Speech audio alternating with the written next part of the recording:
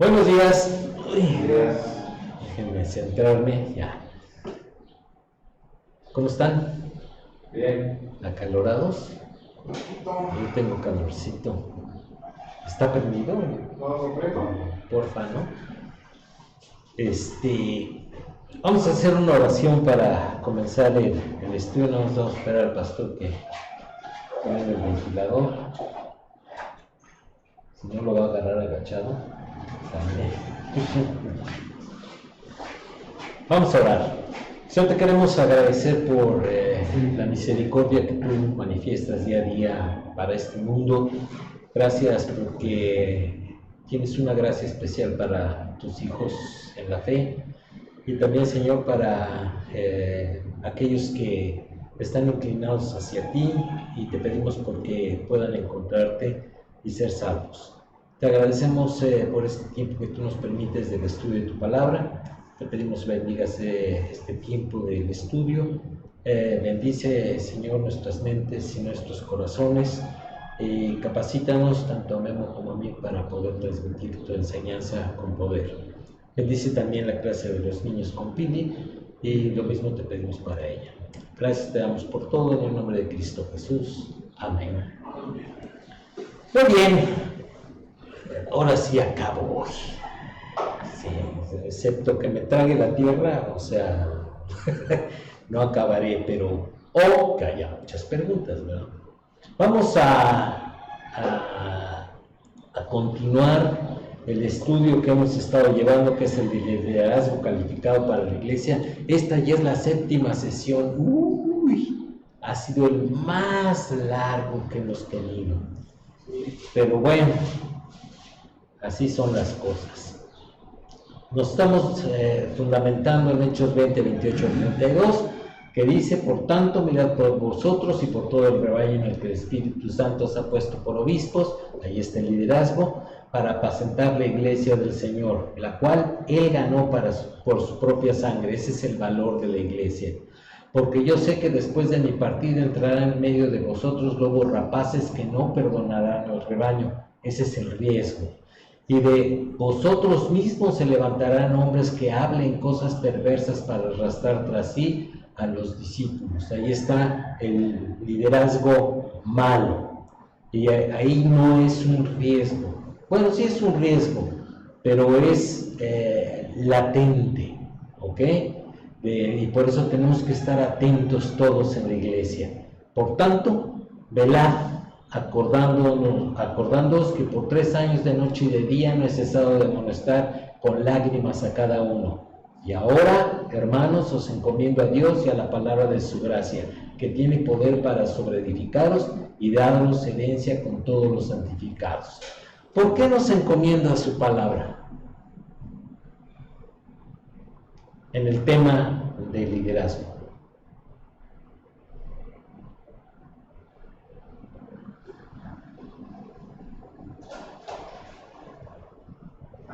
Pues para estar listos, ¿no? Preparados. O sea, el estudio parece libre. Más bien porque todo lo que necesitamos saber acerca del liderazgo está en su palabra. Ahí están las características que deben de tener los líderes, y aquel líder que se aparte de esas características, aguas, porque se vuelve un peligro latente, ¿ok? Más tarde o más temprano se volverá un hombre que hable cosas perversas, ¿ok? Por eso es que nos está encomendando a su palabra de gracia, ¿ok? Porque ahí podemos estar consultando qué es lo que debemos de ver y velar, ¿ok?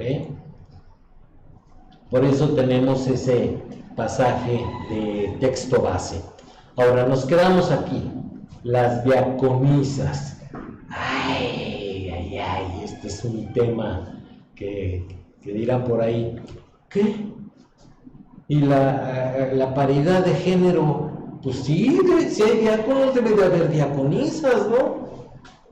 Así como hay pastores, debe de haber pastoras. No se te vaya a zafar ahí algo, Memo. Vamos a ver. Pero es así, pero pastor. Vamos a ver, porque el tema sí viene en el Nuevo Testamento, pero vamos a entender qué es lo que el Nuevo Testamento dice acerca de las diaconisas, ¿ok? Para no entrar con prejuicios y decir, no, mujeres no. Entonces sí nos acusarían de discriminación de género. ¿Es un oficio o es un ministerio? ¿Se acuerdan que ya distinguimos entre lo que es oficio y ministerio? Dos pasajes se relacionan con esta pregunta. El primero es Romanos 16, 1 y 2. A ver, vámonos allá. Romanos 16, 1 y 2. Os recomiendo además nuestra hermana Febe, la cual es ¿qué? Diaconisa de la iglesia en Cencrea, que la recibáis en el Señor como es digno de los santos y que la ayudéis en cualquier cosa en que necesite de vosotros, porque ella ha ayudado a muchos y a mí mismo. ¿Ok?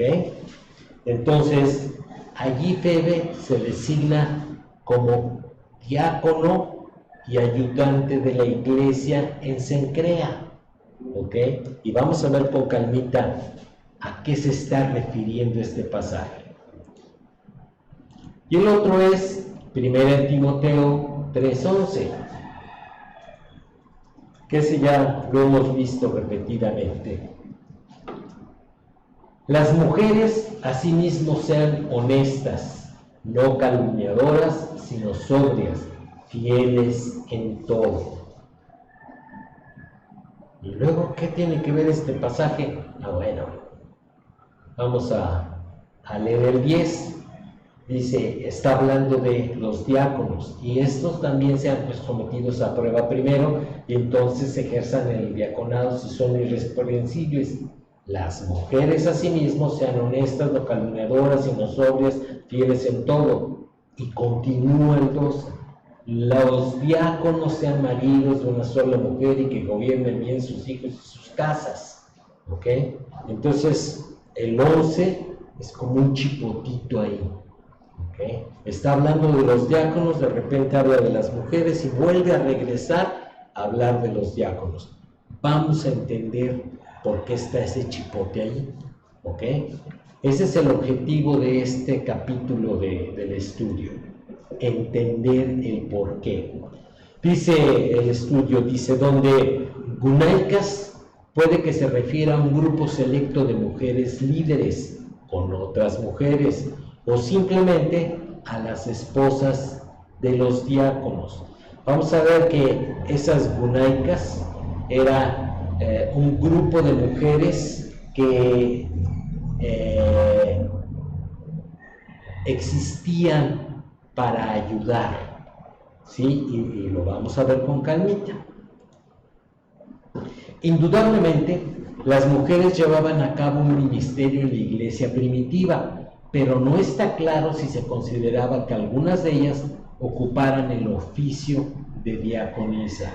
Acuérdense que el diácono era seleccionado por la iglesia, propuesto a los ancianos, ordenados por los ancianos, y entonces empezaban a ejercer el diaconado si habían sido encontrados irreprensibles. No habrá nada de eso para las diaconisas. Entonces, obviamente, no estaban ejerciendo un oficio formal dentro de la iglesia. ¿Ok? Eso es lo primero que nosotros aprendemos de esto que está sucediendo aquí. Y lo vamos a ver con detalle. A favor del oficio están las siguientes consideraciones. Ayudadora, en Romanos 16:2 dice, en griego es, ella ha sido protectora, en griego. Fuera del Nuevo Testamento se dice de un oficial en una sociedad religiosa. Sin embargo, esto es cierto solo de la forma masculina, no de la forma femenina, que es la que se usa en este versículo. Ahora, ¿qué era una protectora?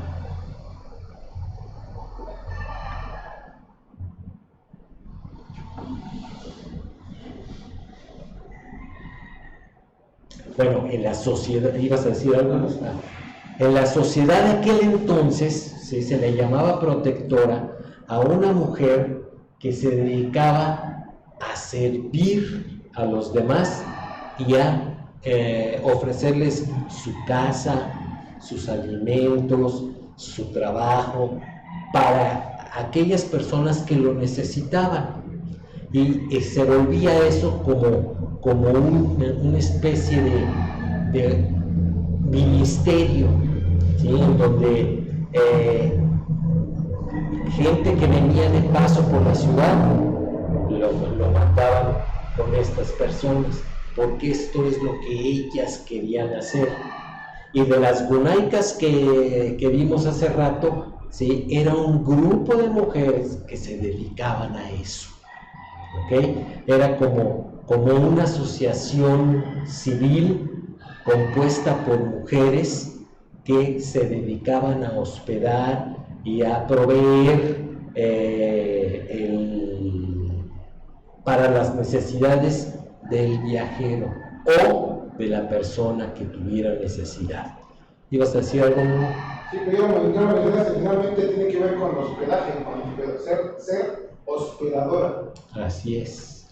O sea, gastaban sus propios recursos para beneficio de otros. ¿Ok? Eso es lo que significaba protectora. Entonces resulta ser que esta mujer que era diaconisa allí en la iglesia de Roma, bueno, se crea, parece ser que es a lo que se dedicaba, ¿sí?, a ejercer el protectorado del necesitado. En 1 Timoteo 3:11 dice: asimismo, introduce a las mujeres como hace respecto a los diáconos en el versículo 8, posiblemente indicando un oficio distinto para estas mujeres. ¿Ok?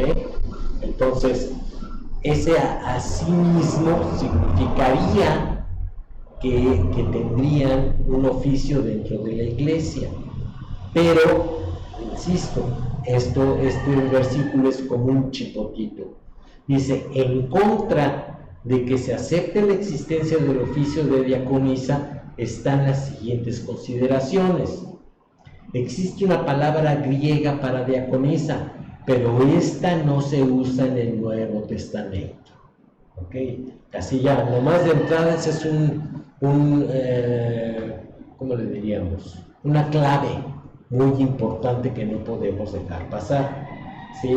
Es como aquel versículo que dice, como dices, Mateo, en donde está hablando del divorcio y dice que Menos que sea por fornicación. excepto que sea por causa de fornicación, ¿sí? La mayoría de pastores e intérpretes se saltan ese pasaje para dogmatizar sobre que el divorcio no está permitido en la iglesia cristiana, pero están haciendo a un lado un pasaje, ¿sí? Aquí, ¿sí?, no podemos dejar a un lado en que la palabra no es la misma que diácono, sino es una palabra diferente, unaica. ¿Ok? Entonces, eso es un tema que debemos de considerar. Mientras que Febe fue llamada ayudante, y este título se usaba de uno que mantenía un oficio, no se conoce de ningún ejemplo en que se aplicara a una mujer, a no ser que Febe fuera la excepción, como dicen algunos. ¿Ok? Y vamos a suponer, ¿sí?, que Febe sí tenía el oficio de diaconisa, ¿sí? ¿Por qué no utilizó diáconos? ¿Por qué la incluye de una manera en un tema que no tiene nada que ver con un ministerio oficial dentro de la iglesia, sino que está hablando lateralmente de ella? Entonces, eso es lo que pesaría para no considerar que Febe tenía un oficio de diácono en la iglesia, sino que ella era una protectora del necesitado. Sí.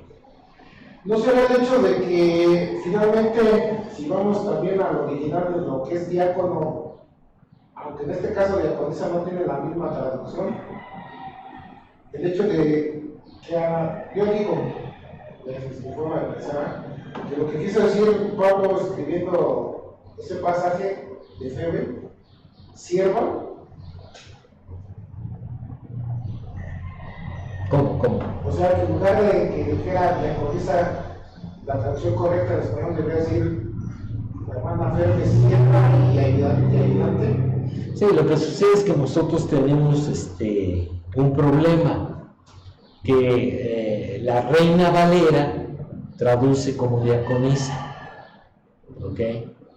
No utiliza una palabra que se acerque más a gunaicas, ¿ok? Entonces, el estudio del original pues te lleva a sacar conclusiones diferentes de la lectura superficial en español. ¿Y cómo se llama la otra traducción que usas tú? ¿La Septuaginta? No. La Nueva Traducción Viviente. ¿Cómo dice? No, dice diaconisa. ¿Igual? O sea, La NBI. Bueno, la NBI no lo he consultado, pero seguramente dice diaconisa. Pienso, alguna vez en alguna clase me enseñaron que la Biblia se contesta a sí misma, ¿no? Cuando tenemos pasajes que a veces no comprendemos del todo, la misma Biblia sirve para contestar el punto al cual nos estamos refiriendo. Yo creo que ahorita es el punto también en donde si la Biblia dice diaconisa y vamos al original y es un ayudante, en este caso ayudante en la iglesia, yo creo que sí tiene ese carácter de diaconisa. Pienso, voy a explicar por qué. En la vida actual siguen habiendo mujeres que sirven mucho y a veces más que los hombres. ¿Qué quiero decir? No quiere decir por esto que el hombre, la mujer tenga la autoridad o autorización para liderar al hombre, porque la Biblia dice que no es así, que no debe de ser así. Pero yo sí me voy más con lo que decía en el texto anterior de que es tal vez solo para las mujeres. Y yo veo, recordando los textos, que dice así las mujeres enseñan a las jóvenes, las adultas enseñan a las jóvenes, están haciendo un servicio, la enseñanza es un servicio. Y enseñarlas es parte de la sociedad de la iglesia. Entonces, volvemos al mismo punto de si la mujer está haciendo un servicio y le puso el término de diaconisa, pues no nos peleemos con el término de diaconisa. Es lo que no dice la diaconisa. Es el problema, que en el original el griego no dice diaconisa. Entonces, ¿sí? ¿Cómo dicen? Gunaicas. ¿Gunaicas? Sí, y para diácono es diáconos. Ajá. Entonces son dos cosas distintas. ¿Y qué significa gunaicas? Gunaica significa ayudadora. Ajá. Pero ya lo expliqué. ¿Y qué significa una persona que era... No, diácono. Diácono. Es un servidor. Pero tú estás haciendo una conclusión lógica. Y nosotros no podemos interpretar la Biblia con conclusiones lógicas.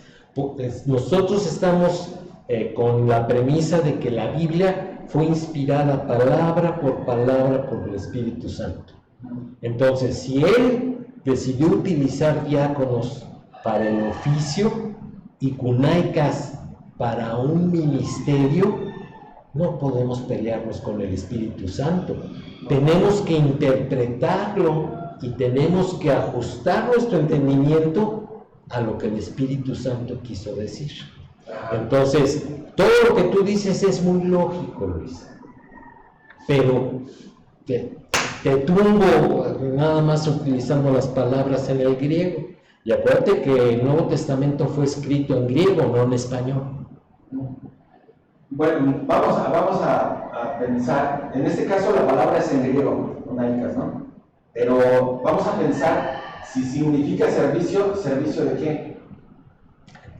De protección, De de hospedar, de cuidar, ¿ok? Entonces, eso es lo que hacía Febe, porque lo dice bien claro ahí en Romanos 16:2, ¿sí? En donde el mismo apóstol Pablo se benefició de ese ministerio.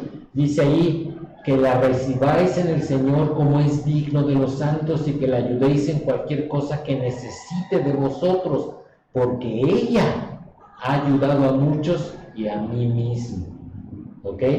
Entonces, recordemos que Pablo, ¿sí?, no era miembro de la iglesia de Roma. Pablo escribió la epístola a los romanos sin conocer la iglesia de Roma. Lo único que él conocía es lo que le habían dicho sus colaboradores. Entonces, si yo quisiera utilizar una palabra en el español moderno para Febe, yo mejor hubiera utilizado la palabra colaboradora, porque está colaborando para el bienestar de los siervos de Dios. Sí, mi amor. Yo creo que la clave está en diferenciar lo que es oficio y ministerio, o el hecho de ser servidor y tener esa colaboración. Sí, a ver, acuérdense que el oficio en la iglesia, o sea, está en una selección del Espíritu Santo, una identificación y reconocimiento de la iglesia y una ordenación por parte de los ancianos. ¿Ok? Eso es un oficio. Un ministerio, pues es como el de recoger las sillas, hacer la limpieza en la congregación, etcétera, etcétera. Para eso no necesitas una ordenación, ni una selección por parte de la iglesia. Tú lo haces y lo ejecutas. Eso es un ministerio. Entonces, la pregunta, y es lo que planteé al principio del estudio, ¿es un oficio o es un ministerio la diaconisa? Todo parece apuntar a que es un ministerio, ¿ok? Pero no es un oficio dentro de la iglesia, ¿ok?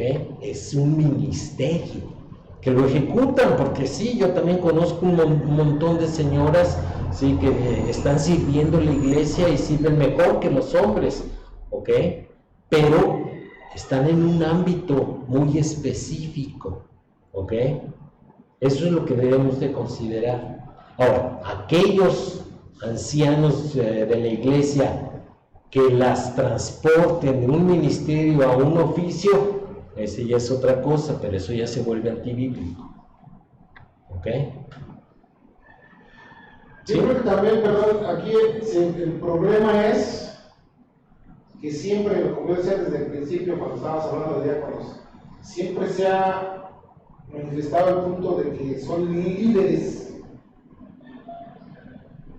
Y no estoy diciendo que no, pero tampoco tienen ese liderazgo como los ancianos. O sea, entonces, ese es el pleito. Como pero, dice el diácono, diaconisa, soy líder. No, sí, espérame. pero insisto, el problema está en la traducción al español. ¿Sí? No está utilizando la palabra diáconos, ni siquiera en su forma femenina, ¿ok? Sino gunaicas. Y finalmente es la mala interpretación. Sí, o sea, por eso es necesario el estudio profundo de la Biblia.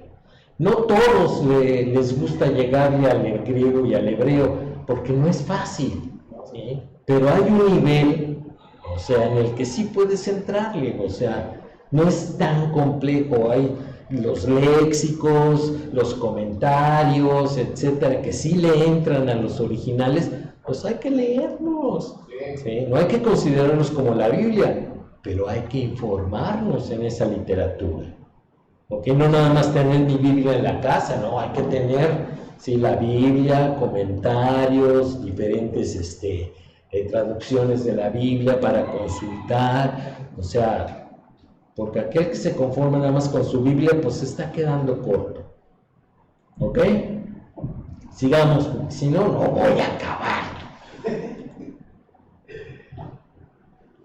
En el 112 después de Cristo, Plinio, el gobernador romano de Bitinia, le escribió a Trajano y mencionó a dos cristianas ministrae, ¿ok? Que ministraban, pero, o sea, aquí está hablando de gente incrédula, ¿ok? No te puedes basar en que, es que Plinio dijo que no, pues no, ¿ok? Pero lo mencionamos precisamente porque sí hablaba de mujeres que ministraban, ¿ok? Como un ministerio, no como un oficio, que es distinto. Pero dista mucho de estar claro que estas fueran diaconisas oficiales, debido especialmente a que no se mencionan diaconisas en literatura alguna hasta el escrito del tercer siglo llamado la Didascalia, ¿ok? Y después vamos a explicar qué es la Didascalia. ¿Cuáles son las calificaciones para estas mujeres? La única lista bíblica de calificaciones ha de ser la del versículo 11, o sea, 3:11 de Timoteo, si es que el versículo se refiere a diaconisa, o sea, si en el caso de que se refiriera. La lista extrabíblica aparece en la Didascalia, donde son vírgenes o viudas casadas una sola vez, fieles y honorables. Ahora, estas vírgenes o viudas casadas una sola vez, fieles y honorables, son extraiglesia, ¿ok? No está hablando de creyentes, sino está hablando de un grupo, ¿sí?, de mujeres, ¿sí?, como una asociación civil que se reunían con estas características para servir al necesitado, ¿ok? ¿Cuál es el ministerio? Bueno, la Didascalia enumera sus deberes como asistir en el bautismo de mujeres, visitar a los enfermos, ministrar a los necesitados y convalecientes. Eso lo dice el capítulo 16 de la Didascalia, ¿sí?, en el subcapítulo 3, en el párrafo 12. Tengo una pregunta. Sí. Si eran mujeres no creyentes o no parte de la iglesia, ¿cómo es que asistían en los bautismos? Bueno, porque se trasladaba el oficio. No quiero utilizar el oficio, sino el ministerio. Acuérdate que la iglesia primitiva heredó de los judíos, de la sociedad de aquel entonces, etcétera, pues costumbres, y después se volvieron algo que lo adoptó la iglesia. Bueno, la Didascalia habla precisamente de eso. Miren, te voy a dar lo que es la Didascalia, a ver si se aclara. Un libro de orden eclesiástico en el canon más amplio del Nuevo Testamento de la Iglesia Ortodoxa Etíope. Iglesia Ortodoxa Etíope, ¿sí? Autoría apostólica atribuida por la Iglesia Ortodoxa Etíope, pero vista como un trabajo posterior en la erudición occidental, o sea, posterior a los apóstoles. Esta obra no se considera, cuando decimos posterior a los apóstoles es después de que murió el último, ¿ok? Dice, esta obra no se considera parte del canon bíblico, ni autoridad de ninguna otra iglesia, ¿ok? Ejemplo, la Iglesia Ortodoxa Etíope dice que ellos tienen el Arca de la Alianza en un templo, en una ciudad de por allá, y tienen ahí un sacerdote que cuida el templo ese desde que es ordenado hasta que se muere, y lo ordenan a otro hasta que no se muere ese. Pero eso es lo que ellos creen, y ellos tienen sus propias leyes, ¿sí? Así como los judíos tienen las tradiciones de los ancianos, pues ellos tienen la didascalia, los católicos tienen la didaché, ¿ok? Entonces, son escritos extrabíblicos, ¿sí? Que muchas veces no contienen principios y patrones bíblicos, sino pues, reglamentos que son propios de ese grupo de personas, ¿sí? Por ejemplo aquí, o sea, vamos a poner un letrerito que diga apague su celular, ¿sí? Bueno, eso es algo que aquí se va a hacer, pero no es bíblico, ¿ok? Y sin embargo, pues nos ajustamos a esa situación, ¿ok? No sé si contesté, Luis. Ok.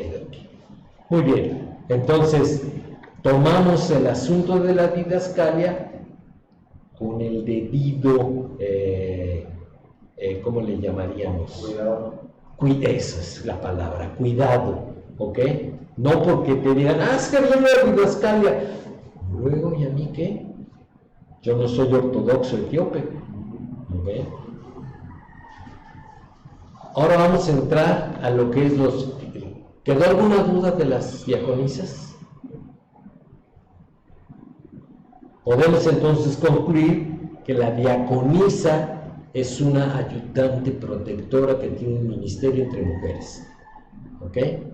Aquí no tenemos el caso de que alguna mujer asiste a los bautizos, ¿no? A lo mejor para calentar el agua, pero nada más, ¿no? O sea, pero no tiene un oficio eclesiástico que forme parte de la liturgia de la congregación. ¿Qué son estos fideicomisarios? Los fideicomisarios son, por supuesto, una necesidad no bíblica, tampoco antibíblica, sino contemporánea en algunas sociedades. Ellos mantienen la propiedad a nombre del grupo para prevenir complicaciones legales cuando alguien muere.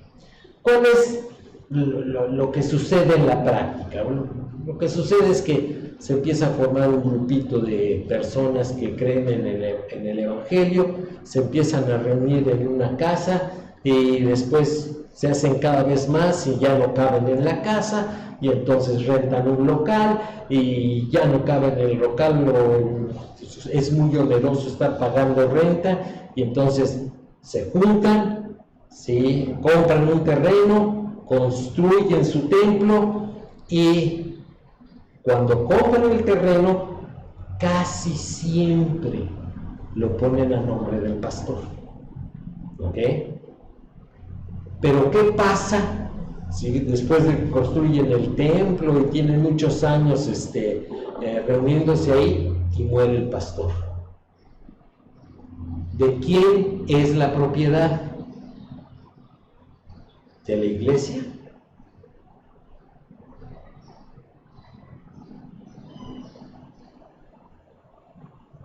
Legalmente es de los herederos del pastor. Y entonces vienen las broncas, porque si hay herederos que no son creyentes, entonces pueden secuestrar la propiedad. Y si no cumples sus requerimientos, olvídate. O sea, ellos dicen, ¿saben qué? Tienen que desalojar porque propiedad es mía y la voy a vender. Y entonces vienen las broncas. Para eso son los fideicomisarios. Esto es una figura legal que lo que hace es que entra en custodia de la propiedad cuando el propietario, el que está a nombre de la propiedad, ¿sí? Hace falta. ¿Ok?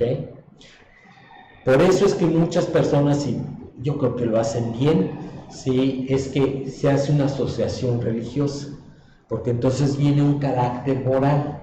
Entonces ya el pastor no es el dueño de la propiedad en donde está construido el local, sino, o sea, es la persona moral, la asociación religiosa dueña de su local. ¿Ok? Ahí ya ni siquiera se necesita un fideicomiso. Pero en otros países sí se necesita un fideicomiso que proteja la propiedad. ¿Ok? Y sobre todo en Centroamérica y Sudamérica se necesita eso, porque es diferente la ley a México. Si la propiedad se mantuviese a nombres de individuos, entonces no le pertenecería al grupo, sino que la porción del individuo pasaría a sus herederos, quienes pudieran ser no creyentes al morir. Okay, yo supe de un caso en el que habían puesto la propiedad, gracias tío, a nombre del pastor. Y hubo un problema doctrinal con ese pastor. Empezó a enseñar cosas que pues se las sacaba de la manga. Lo exhortaron, le dijeron que lo cambiara, no quiso, que él estaba seguro que esta era la interpretación correcta. Y entonces le dijeron, pues ¿sabes qué, mijito? Junta tus chivas porque te vas. Y él dijo, pues no me voy. Y si ustedes quieren su templo, me van a tener que indemnizar con tanto dinero. Y era una la nota lo que les estaba pidiendo. Y tuvo secuestrado el templo, sí, durante mucho tiempo. Mucho tiempo. Y les empezó a cobrar renta, y los empezó a amenazar, y pues ese era el pastor. Pero eso es lo que pasa cuando no te anticipas a lo que puede suceder después. Nadie tenemos la certeza de que no nos vayamos a desviar. Todos tenemos ese riesgo de que en algún momento de nuestra vida cristiana nos desviemos. Acuérdense que muchos serán engañados, y pues por eso no hay que ver enlace. Por tener, si diga... En ese punto, perdón, entonces lo más correcto aquí en México es de que un grupo, una congregación, se constituya como asociación religiosa, ¿no? Vamos a ver lo de las asociaciones religiosas para ver si es el camino a seguir, ¿sí? Porque si se trata de proteger la propiedad, hay otros caminos, ¿ok? Entonces no nada más es la asociación religiosa. Ok, por tener depositarios se evitan tales complicaciones. Ahora vienen las asociaciones religiosas. Eso es un tema de la legislación en México. ¿Ok? Figura legal en México que concede personalidad moral como figura legal a las iglesias locales. ¿Ok? Entonces, si tú quieres volverte una asociación religiosa, lo tienes que hacer por cada iglesia local, ¿ok? No porque exista una asociación religiosa que se llame Iglesia Católica, está incluyendo a todos los templos de toda la República Mexicana, no. Cada uno se tiene que ingresar y registrar como asociación religiosa. ¿Por qué? Porque la ley de asociación religiosa te exige que tienes que registrar al pastor, ¿sí? Y a los ancianos o diáconos que ocurran, que estén ejerciendo en esa asociación religiosa. Tienes que poner nombre y puesto y responsabilidades, ¿ok? El pastor se tiene automáticamente que dar de alta en Hacienda, porque tiene que pagar sus impuestotes, ¿ok? Y la asociación religiosa tiene que hacer declaraciones mensuales al SAT por las ofrendas que recibe y los gastos que hace. ¿Por qué? Porque pues lamentablemente en algunos estados de la República crean iglesias, ¿sí?, evangélicas, ¿sí?, que pues se dedican a lavar dinero. Entonces, todas las ofrendas, pues es lo que los narcos o los delincuentes organizados meten en esa asociación religiosa, y después pues va saliendo ese dinero ya limpio, ¿ok? Por eso es importante esto, y por eso lo hizo así el gobierno, ¿ok? Y tienen que registrar las propiedades que tengan, ¿ok? Pero la ventaja es que la propiedad pasa a ser de la asociación religiosa, no de las personas, ¿ok? Porque la asociación religiosa tiene un carácter, una personalidad moral. Otorga derechos y responsabilidades legales. Entonces sí, uno de los derechos es ya puedes comprar una propiedad sin el miedo de que el gobierno te la vaya a expropiar, ¿ok? Pero no sabemos. O sea, ahorita está habiendo un movimiento en Morena que lo que está tratando de hacer es hacerse del control de las propiedades de las asociaciones religiosas, de tal manera que es el gobierno el que puede decir, pues es de bien común el que yo te expropie ese local para volverlo un centro de cultura. Y ya te amolaste, ¿ok? Ahorita no ocurre eso, pero están queriendo hacerlo, ¿ok? Como están queriendo prohibir que los miembros sobre todo de la iglesia evangélica, los católicos no lo hacen, ¿sí? No pueden predicar el evangelio en la calle. Están trabajando para prohibirlo, al menos en la Ciudad de México, ¿ok? ¿Por qué lo hacen? Bueno, sobre todo por los testigos de Jehová, ¿sí? Pero no son los únicos que predican de casa en casa. Hay muchas iglesias cristianas que sí lo hacen. Y responsabilidades sobre todo hacendarias. Reconoce el tipo de gobierno y liderazgo propio de cada asociación religiosa. O sea, te dice, pues tú dime quiénes son y yo lo voy a aceptar. Ah, perfecto.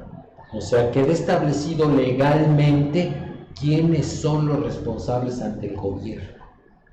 Y eso sí es una ventaja. Sin embargo, el Estado se arroga el derecho de decisión en temas específicos, coartando la autonomía de la iglesia local y participando en el liderazgo. Si hay una bronca interna en la iglesia, tienen que ir a la Secretaría de Gobernación, a la Subsecretaría de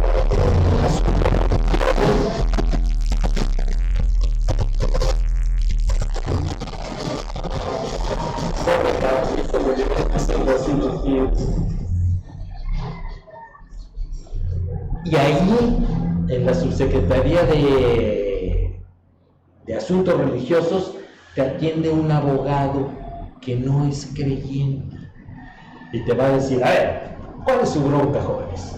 No, usted no sé, unos cuatro. No. Y entonces el abogado decide qué es lo que tienen que hacer. O sea, ya no es la iglesia local la que resuelve el asunto, es el gobierno a través de uno de sus funcionarios. Y ahí pierde autonomía la iglesia. Ahí el Estado toma el control y dice, yo tengo derecho, porque eres una asociación religiosa y de acuerdo a la ley, yo tengo derecho a eso. Para mí esa es una gran desventaja.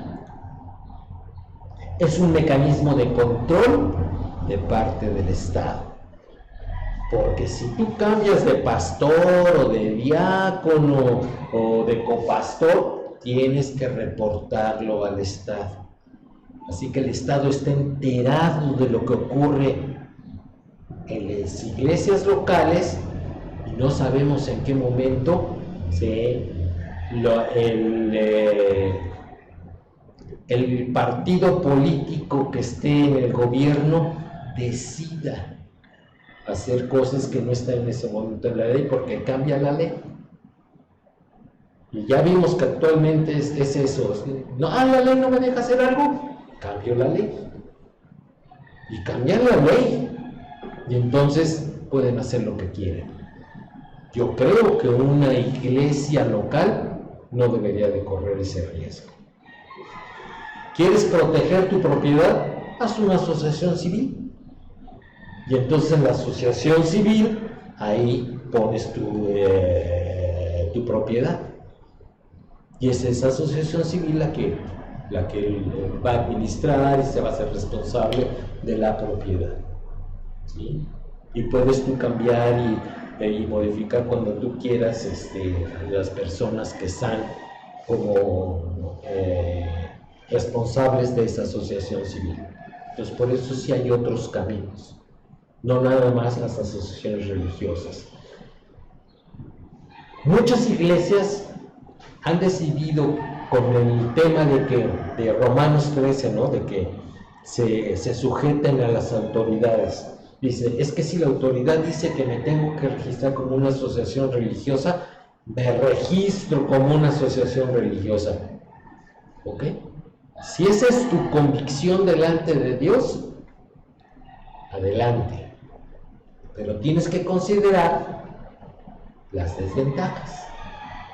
Y al menos aquí en México no hay garantía.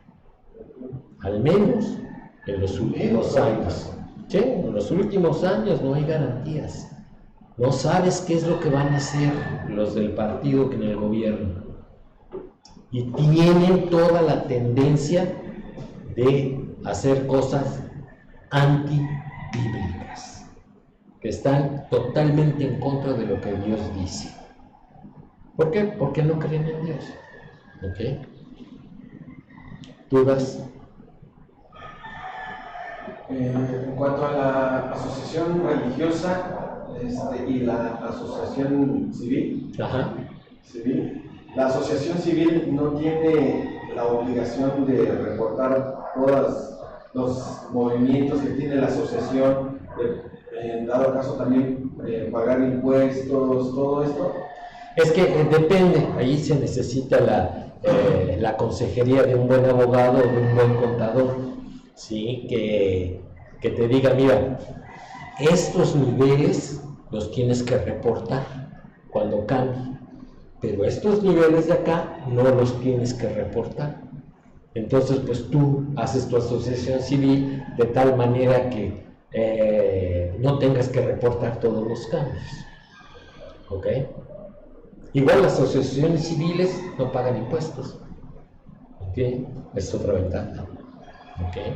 Sí hacen declaraciones a Hacienda, pero no pagan impuestos. Las asociaciones religiosas sí pagan impuestos. ¿Ok? Y no porque no queramos pagar impuestos, ¿verdad? Pero esa es una merma de los ingresos de la iglesia. ¿Ok?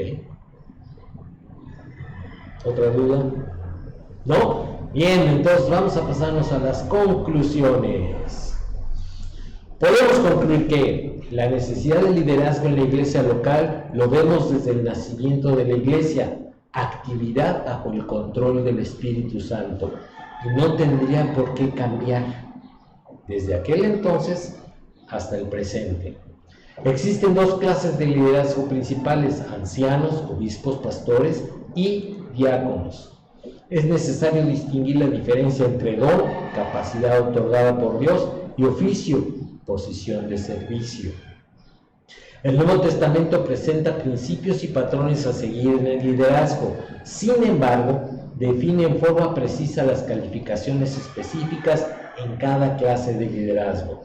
Yo no puedo poner a Juan Polainas como diácono o como anciano si no cumple el perfil que está perfectamente establecido en el Nuevo Testamento. Fideicomisarios y asociaciones religiosas son figuras legales contemporáneas no bíblicas, las últimas como un mecanismo de control por parte del Estado en México. ¿Ok? En el 3 Sí. dice, es necesario distinguir la diferencia entre don y Y oficio. oficio. Ejemplo, el pastor. El pastor es un don que Jesucristo le da a la iglesia, ¿sí? Pero el pastorado, ¿sí? Que ya es el oficio, ¿sí? Es diferente. En conclusión, la definición de don, ¿cuál sería? Como decía ahí, a ver, déjame ver si me puedo regresar, porque con este tecladito, a veces, ahí está. Dice, es necesario distinguir la diferencia entre don, que es la capacidad otorgada por Dios. ¿Sí? ¿Sí se entiende capacidad otorgada por Sí, Dios? es que, ¿sabes por qué lo pregunto? Porque con Gary, precisamente el pastor de Philips Satellite, una vez escuché y se me quedó muy grabado la definición de don, que es la capacidad dada por Dios, ministrada por el Espíritu Santo para el extendimiento de la obra. Ah, bueno, esta es la definición completa. Aquí, Sí. pues nomás la capacidad, Sí. porque el tema es otro, ¿sí? Y oficio, que es la posición de servicio. ¿Ok? Vámonos para adelante. Entonces nos quedamos con este texto, 1 Timoteo 3:15. Para que si tardo sepas cómo debes conducirte en la casa de Dios, que es la iglesia del Dios viviente, columna y baluarte de la verdad. Tenemos que cuidar el liderazgo de la iglesia, porque la sanidad, ministerio, ¿sí?, de la iglesia depende mucho del liderazgo. Si el liderazgo no está bien delante de Dios, la iglesia no va a estar bien delante de Dios. ¿Okay? Si el liderazgo no cumple el perfil que está establecido en el Nuevo Testamento, la iglesia va a tener problemas, va a sufrir. Y eso no la va a llevar a ser columna y baluarte de la verdad, que es finalmente el objetivo que está establecido en el Nuevo Testamento. ¿Ok? Vamos a orar. Señor, te queremos dar muchas gracias por este tema que nos permitiste estudiar. Te pedimos, Señor, porque pues tú tengas cuidado de liderazgo en todas las iglesias locales del mundo. Ten cuidado también de Memo en esta iglesia local, para que todos vivamos de acuerdo a tu voluntad y bajo el control y ministerio del Espíritu Santo. Gracias te damos por tus bendiciones y ponemos en tus manos lo que resta de este día, en el nombre de tu Hijo Jesucristo. Amén. Muy bien, nos vemos con un estudio nuevo dentro de 8 días.